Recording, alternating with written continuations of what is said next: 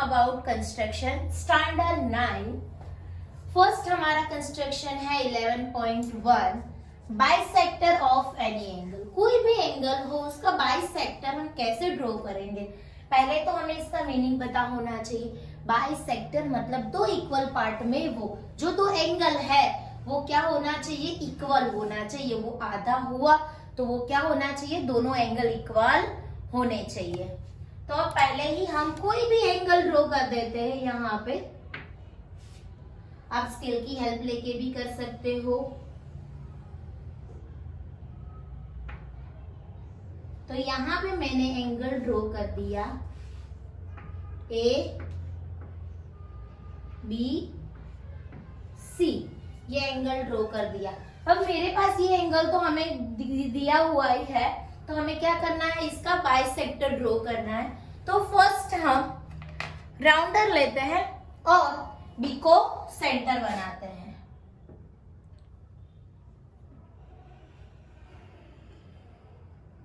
Okay, मैंने यहाँ पे बी को सेंटर बनाया और इसका यहाँ पे इस एंगल को आर्क लगाई। तो यहाँ पे स्टेप ऑफ कंस्ट्रक्शन में फर्स्ट स्टेप हम लिखते हैं। फर्स्ट क्या किया हमने, यहाँ पे हमें जो एंगल दिया था वो ड्रॉ किया। तो draw angle A B C, ये ड्रॉ कर दिया। उसके बाद राउंडर लिया, बी को सेंटर बनाया। तो सेकंड पॉइंट, टेकिंग या take B as a centre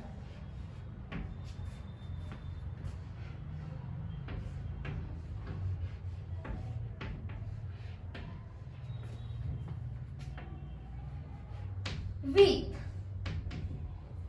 radius कितनी ली, कोई भी रेडियस ले सकते हैं। तो विथ एनी रेडियस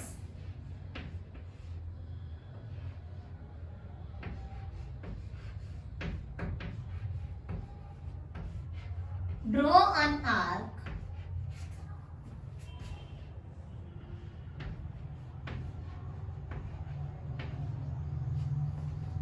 दो हमने यहाँ पे आर्क ड्रॉ की। अब ये जो आर्क है रे बीए को जहां पे इंटरसेक्ट करती है वहां पे हम डी नाम दे देते हैं, और यहाँ पे बीसी रे को जहां पे इंटरसेक्ट करती है वहां पे हम ई नाम दे देते हैं। तो यहाँ पे लिखते हैं which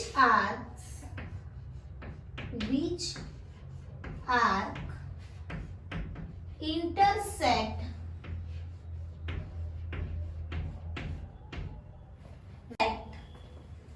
ray BA at D, ray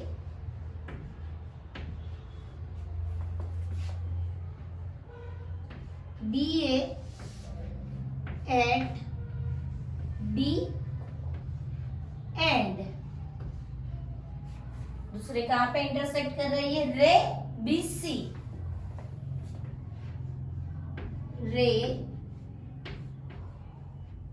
BC eight E। Okay, अब हमें बाइसेक्टर ड्रॉ करना है। तो जो रेडियस ली थी वो भी आप ले सकते हो।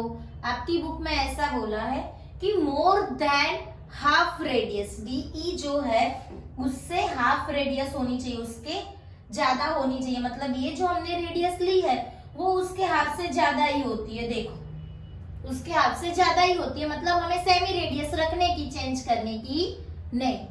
तो डायरेक्टली हम अब डी को सेंटर बनाते हैं इतनी ही रेडियस रख के, और बाद में बी को सेंटर बना के यहाँ पे आर्क ड्रॉ करते हैं। ये दो आर्क जहां पे इंटरसेक्ट करती है वहां पे हम एफ नाम दे देते हैं। तो यहाँ पे हमारा थर्ड स्टेप आएगा, क्या आएगा यहाँ पे कि हमने किसको सेंटर लिया है, डी एंड ई को। तो take D and E are centers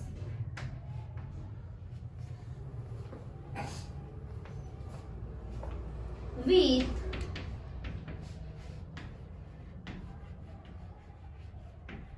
same radius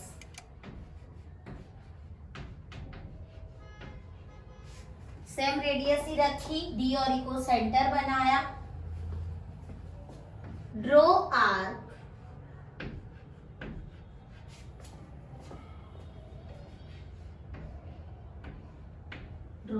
arcs which intersect at F. दो इंटरसेक्ट जहां पे कर रही है वहां पे हम क्या नेम दे रहे हैं, एफ नाम दे रहे हैं। विच इंटरसेक्ट एट एफ। ओके, तो ये थर्ड स्टेप हमने लिख दिए। अब क्या करेंगे, बी एफ को हम ज्वाइन करेंगे। ओके, अब हम यहाँ पे बी एफ को ज्वाइन करते हैं। ज्वाइन बी एफ, रे से ही ज्वाइन करना है। यहाँ पे लाइन भी नहीं चलती है, लाइन सेगमेंट भी नहीं चलता है, क्योंकि एंगल दो रेस मीट होता है और ऐसे बनते हैं। यहाँ पे 4 नंबर का स्टेप हमारा क्या हो जाएगा, join B F. Join B F, तो ये हमारा यहाँ पे दो इक्वल एंगल हो गए। जो पूरा एंगल था उसको दो इक्वल हिस्सों में वो बट गया। तो यहाँ पे जो एक D B F is equal to क्या हो जाएगा, एफ बी ई। ये दो इक्वल एंगल हो जाएंगे। तो यहाँ पे हमें जो मांगा था वो लिख देते हैं। Third angle D B F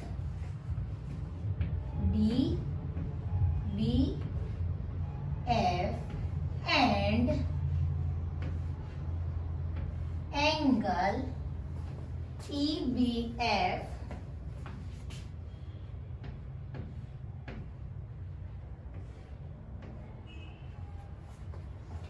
are bisector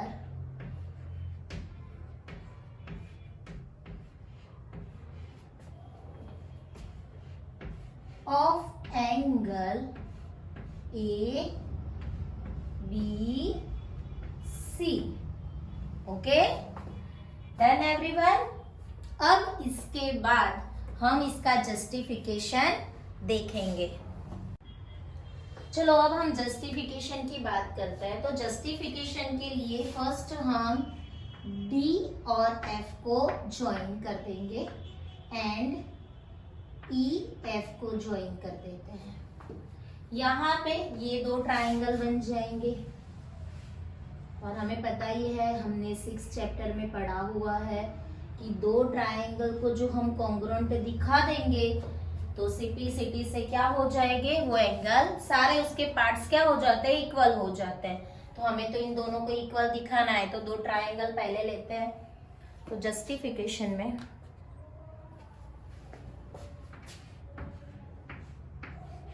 in triangle DBF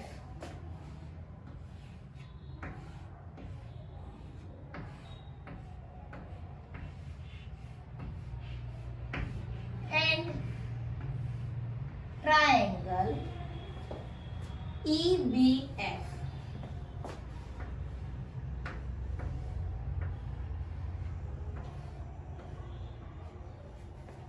दो ट्राइंगल लिए। अब ये दो ट्राइंगल में अब हम देखते हैं, मैंने आपको यहाँ पे ये देखो एक ही आर्क पे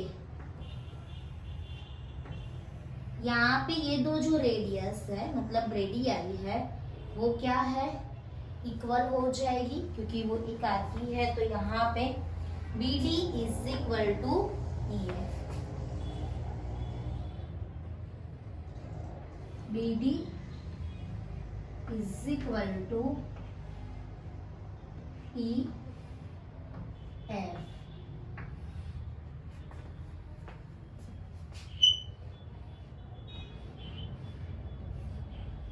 रेडियाई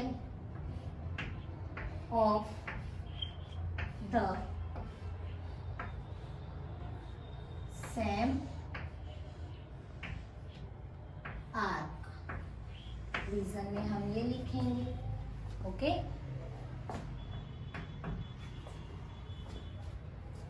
अब यहाँ पे देखते हैं कि यहाँ से भी ये दोनों क्या होगी, इक्वल ही होगी। क्यों इक्वल होगी ये दोनों भी?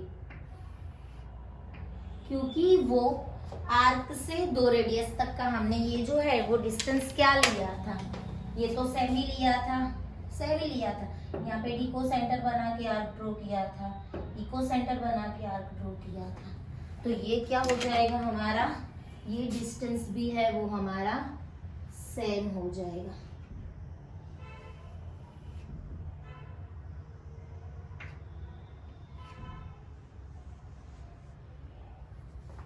तो यहाँ पे DF is equal to EF, sorry 2 minute, यहाँ पे BD is equal to BE आएगा।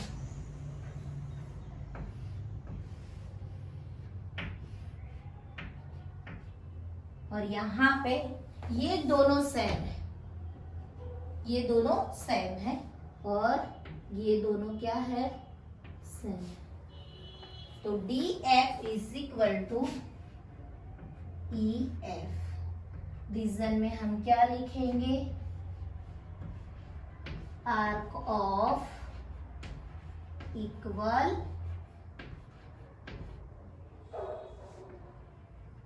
रेडियाई।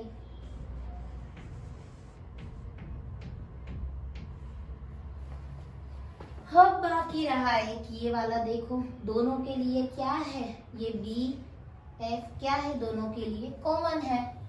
तो BF is equal to BF, जो क्या है, कॉमन है। अब तीनों साइड इक्वल हो गई, तो हमने ये पढ़ा है साइड साइड साइड रूल हम लोग पढ़ के आए हैं। तो इससे ये 2 ट्रायंगल क्या हो जाएंगे, कॉन्ग्रुएंट हो जाएंगे। तो triangle DBF congruent to triangle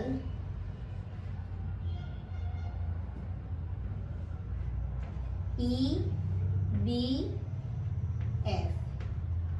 कौन से रूल से हो गए, साइड साइड साइड रूल।